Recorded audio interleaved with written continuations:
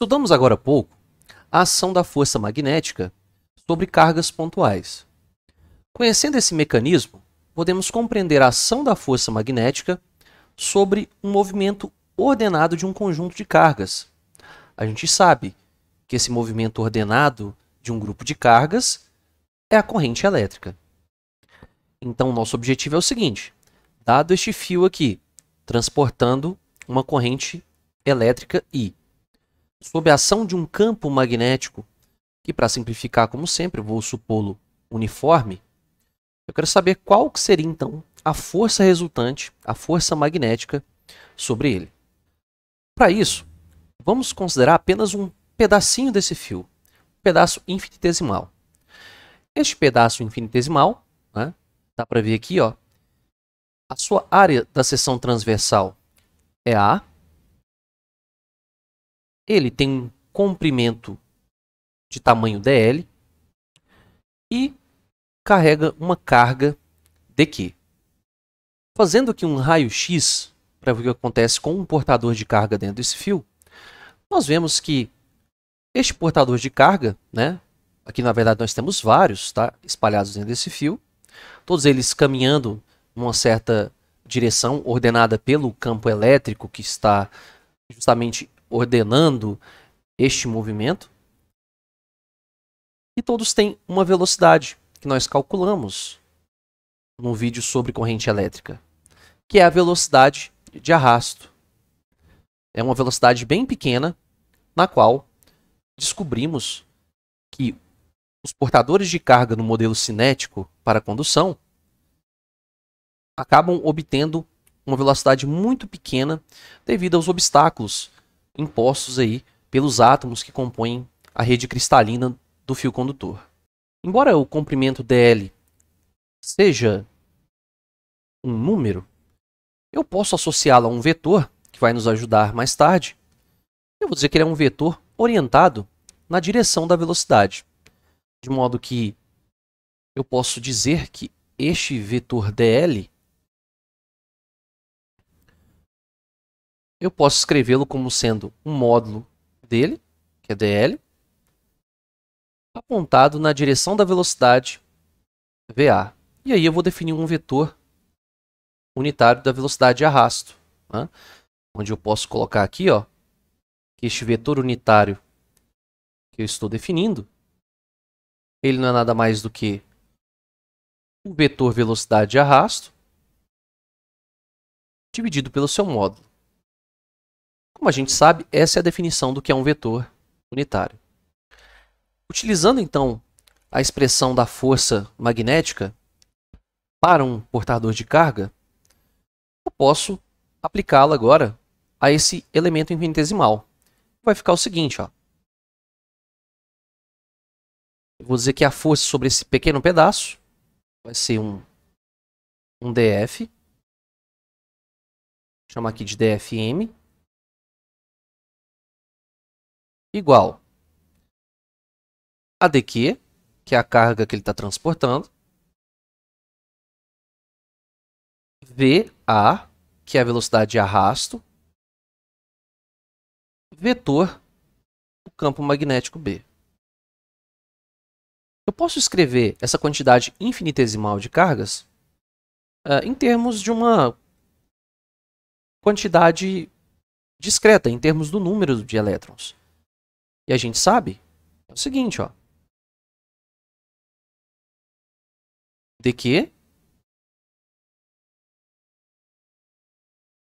é o número de portadores de cargas, que aqui, é claro, estou supondo os elétrons, vezes a carga fundamental. Por outro lado, eu costumo, já que eu estou trabalhando com volume aqui, a expressar o número de elétrons por volume. E a gente sabe, o número de elétrons por volume N maiúsculo é N sobre o volume ocupado pelos elétrons, volume efetivo. Que eu ainda posso escrever em termos aqui da área e do comprimento, assim, né? O volume é a área da base vezes a altura, ou vezes o comprimento. Então vai ficar N A vezes dl. Eu posso substituir tudo isso na expressão da força, e nós teremos o seguinte, ó. TFM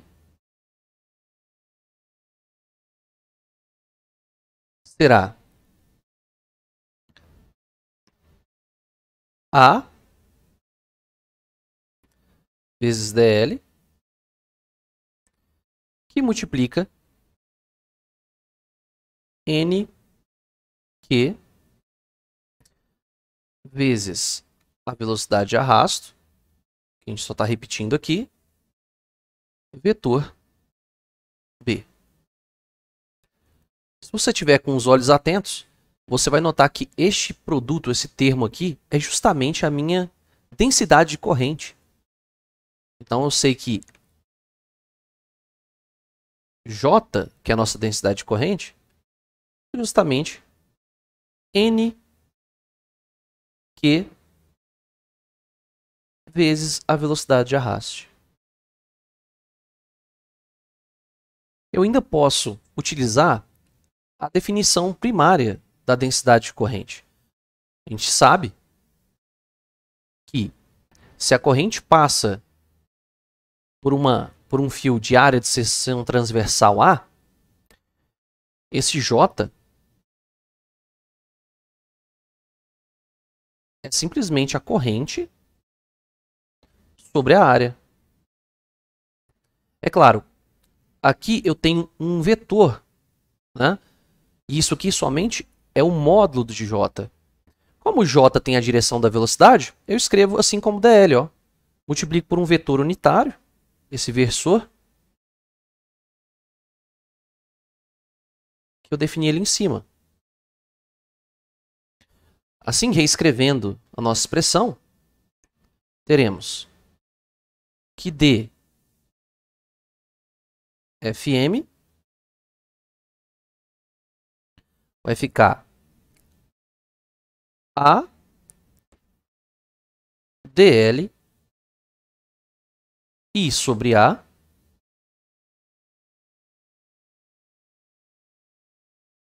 o versor, né, o vetor unitário na direção de VA, vetor B. Ora, eu posso simplificar um pouco as coisas aqui e reorganizar esses termos. Vejo que esta área cancela com essa.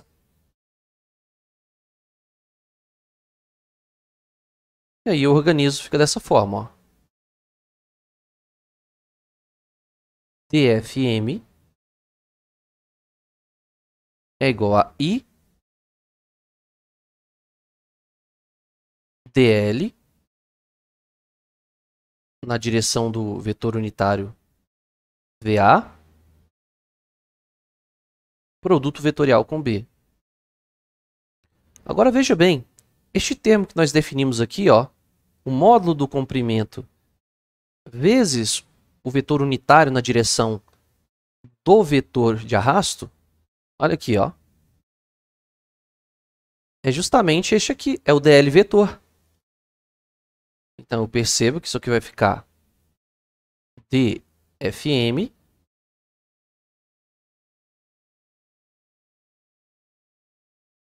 é igual a I, agora o meu dl vetor,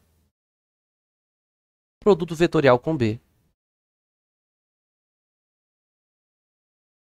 Caso eu queira agora descobrir a força total sobre este fio, eu devo integrar por todo o seu comprimento, uma vez que aqui eu só tenho a força infinitesimal para este pedaço infinitesimal. Então se eu colocar aqui integrando,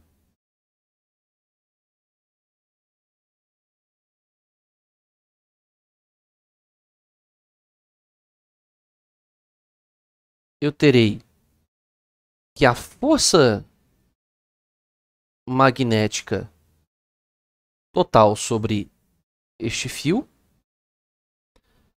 vai ser I que é constante, integral de dl vetor b. Se eu considerar, como eu já havia feito, que este b é constante, ele pode sair da integral. Eu posso integrar somente este elemento aqui, ó. Então, eu tenho justamente a integral que me dá o comprimento total do fio, que é L. Por fim, a força magnética sobre um fio de comprimento L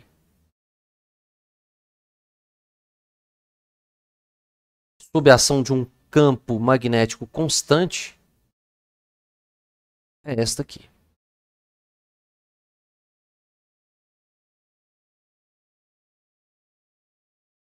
Agora vamos pensar que este nosso fio forme um circuito fechado. Isso eu chamo de uma espira. Então, uma espira não é nada mais do que um fio formando um circuito fechado. Pensamos então uma forma aqui genérica de uma espira retangular que tem lados A e B, transportando uma corrente I, e esteja sob a ação de um campo magnético B, que novamente, por simplicidade, eu vou considerar como constante.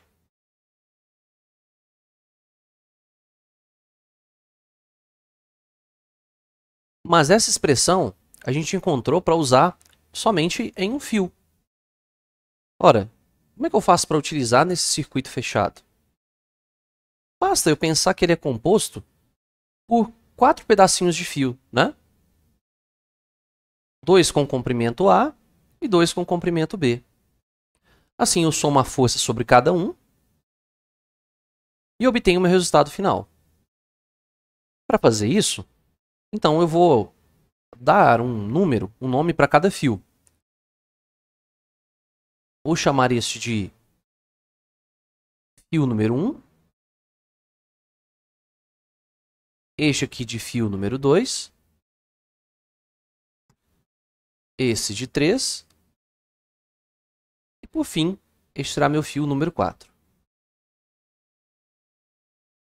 Para auxiliar no cálculo da força, é bem melhor eu trabalhar aqui com um sistema de referência cartesiano. Uma vez que este problema tem uma simetria retangular, então coordenadas retangulares seria, obviamente, a melhor opção. Eu vou fazer o seguinte, ó. Vou colocar o B orientado, já que ele é constante, na direção aqui do eixo Y. Logo, o nosso B pode ser escrito como seu módulo na direção do vetor unitário y chapéu. Agora nos resta dar um vetor que dê orientação de cada um desses fios, o vetor L. Lembrando que ele é um vetor que tem a mesma direção da velocidade dos portadores de carga ou a velocidade da densidade de corrente. Ele sempre está na direção em que a corrente está se movendo. Então eu posso dizer aqui, ó, neste fio número 1,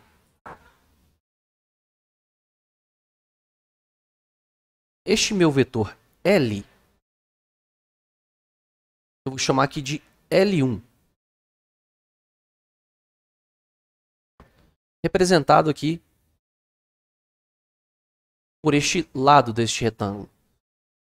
Então vejamos bem. Vou pegar aqui uma régua para que vocês consigam ver melhor do que se trata esse vetor. Então ele será um vetor que sairá aqui da origem até o comprimento L.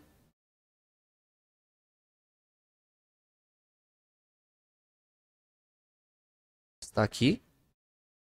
Você percebe então que ele forma um ângulo φ com o eixo x. Tá? Eu escolhi este ângulo aqui, poderia ser o outro também. Então ele está no plano XY.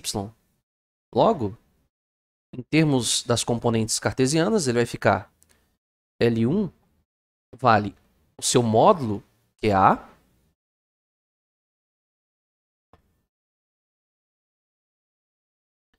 cosseno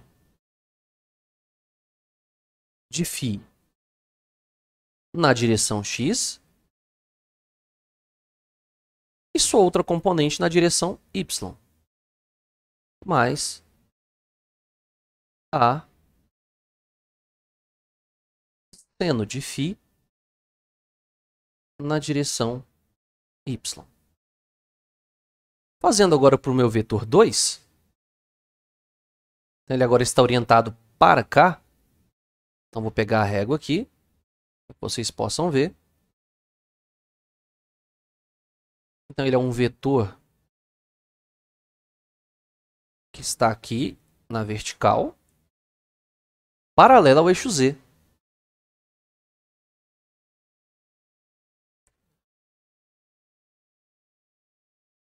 Ou seja, ele é este vetorzinho aqui. E é claro, ele paralelo ao eixo Z e o tamanho dele é B. Então, eu só vou escrevê-lo como aqui, ó. Então, para o meu fio 2,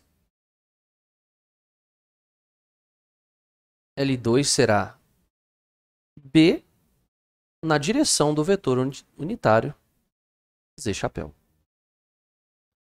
Seguindo a mesma ideia para os outros vetores L3 e L4, a gente vê que quando a corrente passa por aqui, ela está saindo da origem, e quando vem para cá, ela está entrando na origem. Quando ela aqui no 2 está subindo, aqui ela vai estar descendo, porque ela está circulando aqui no sentido anti-horário à corrente. Isso quer dizer que, obviamente, os vetores L4 e L3 são os mesmos vetores L1 e L2 com sinal trocado. Óbvio, né? Então, só para deixar isso aqui explícito, então, o 3 é o mesmo vetor L1, né? Só com sinal trocado. Então, L3 é menos L1. E, é claro, o 4, ele é o L2 com sinal trocado. Menos L2. Ora, então, feitas aí as considerações, vamos separar isso aqui, as informações, e vamos fazer os cálculos. Primeiramente aqui para o fio 1, então eu terei, ó, vou chamar aqui de essa força de F1. Então, F1 é I L1 vetor B. Substituindo ali pelo que a gente conhece, o L1 é A cosseno φ na direção de chapéu, mais A seno φ na direção y chapéu, produto vetorial com o vetor campo magnético, que é constante, e é B na direção y. Ora, então, utilizando aqui propriedade distributiva, então nós teremos os seguintes termos, ó. I A cosseno φ x vetor y B mais I A seno φ, y vetor y vezes b. Ora, eu percebo aqui que x vetor y, como nós vimos mais no começo do vídeo, pela regra da mão direita vai dar o vetor z. Então, isso aqui dá o vetor z chapéu. E y vetor y, isso aqui dá zero. Produto vetorial entre dois vetores que estão na mesma direção é igual a zero. Então, eu concluo que a minha força F1 será I lado A vezes o campo magnético B seno, cosseno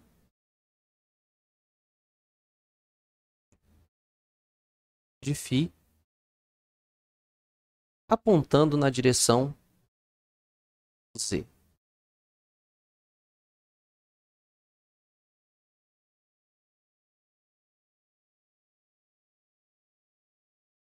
Ora, sabemos que se calcularmos esta força para o fio 3, a única diferença é o sentido da corrente, né? Que vai mudar o vetor L. Nós sabemos que o produto vetorial ele é anticomutativo. Ou seja, se eu mudo a ordem desse produto vetorial, eu vou obter um número negativo. Então, eu posso, claramente, quando eu mudo o sentido deste vetor, é equivalente fazer essa mudança. Então, por simetria, eu consigo ver que para o fio 3, eu teria o mesmo resultado, porém com sinal oposto. Ou seja, F3 vai ser igual a menos F1.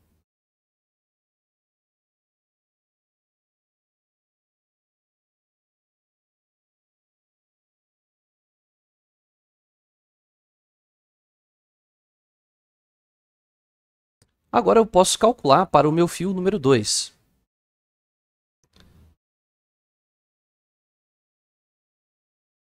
Para o fio número 2, eu terei então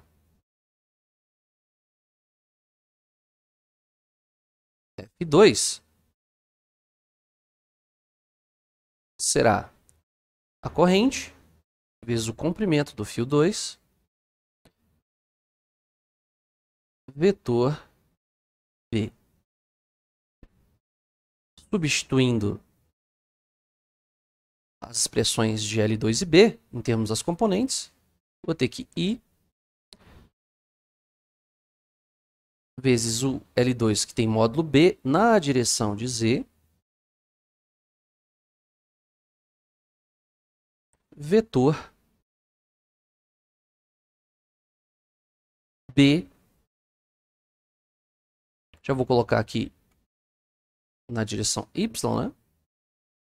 Z vetor Y, modo de B. É claro que eu noto que Z vetor Y, só vir para cá para o nosso sistema, né? Faz a regra da mão direita, ó.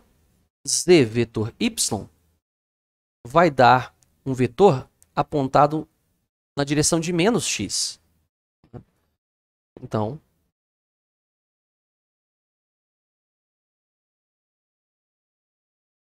isso aqui dá menos x chapéu.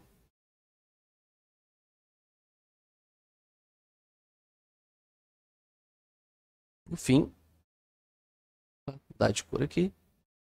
O meu F2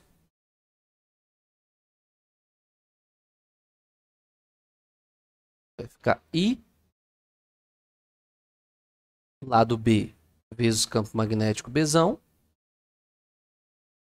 que aponta na direção menos x.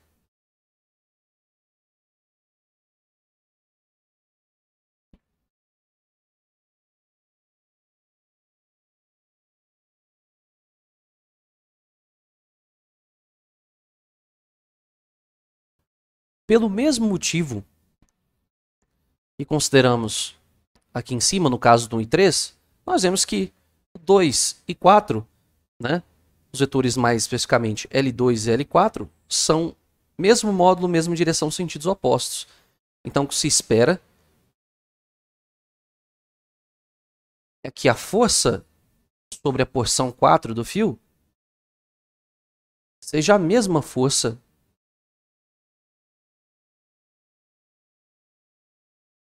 F2, porém em sentidos opostos, né? Vai estar agora no sentido oposto a F2. Então é menos F2.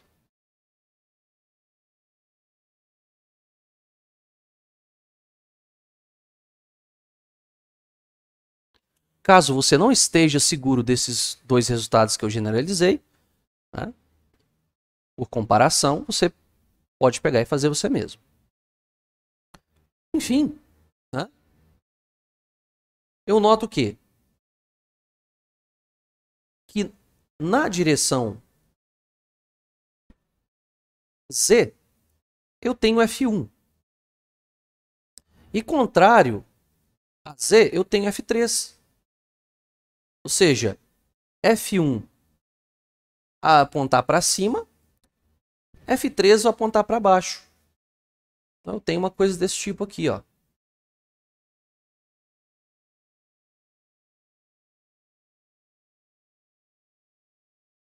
O F3 vai estar apontando para cá e o F1 aponta mesma direção, sentidos opostos.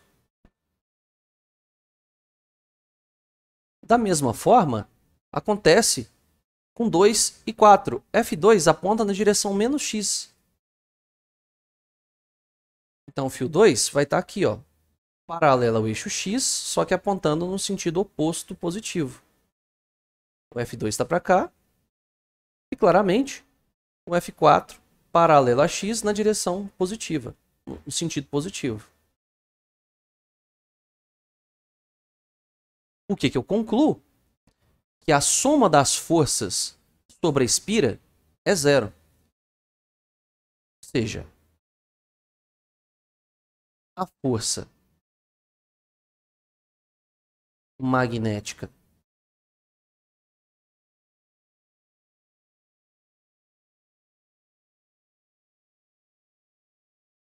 resultante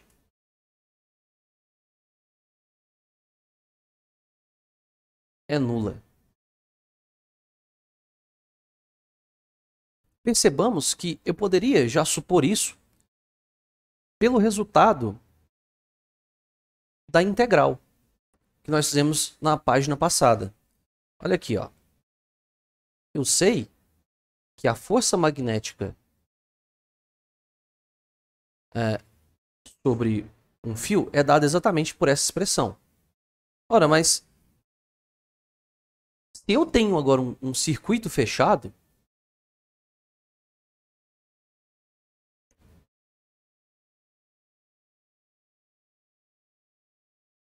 se temos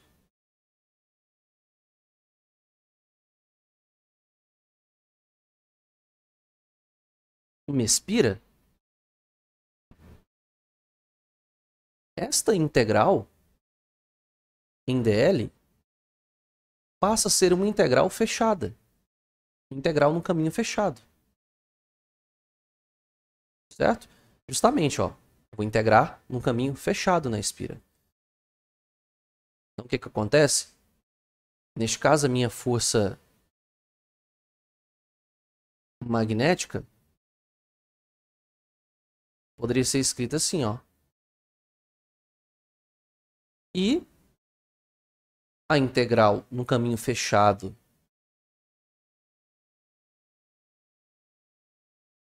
de dl vetor b, em que este b, claramente, eu só posso tirar ele da integral se ele for constante. Essa é a suposição. Se ele for constante, quando você integra, né, num caminho orientado, um caminho fechado, só há um resultado possível. é zero.